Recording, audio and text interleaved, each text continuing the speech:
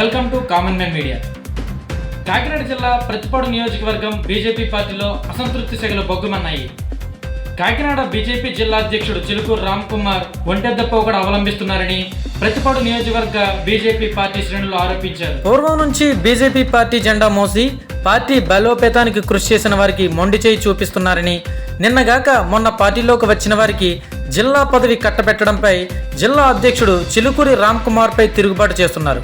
బీజేపీని విమర్శించి కాంగ్రెస్ పార్టీ వద్దని పంపేసిన ఉమ్మడి వెంకట్రావు అనే వ్యక్తిని జిల్లా అధ్యక్షుడు రామ్ కుమార్ అందలం ఎక్కిస్తున్నారని, కనీసం పార్టీ సభ్యత్వం లేనివాడు ఉమ్మడి వెంకట్రావు అని, ఆన్లైన్ మెంబర్షిప్ తీసుకున్న వ్యక్తికి జిల్లా ఉపాధ్యక్షుడు కట్టబెట్టడం సిగ్గుచేటని వాపోతున్నారు.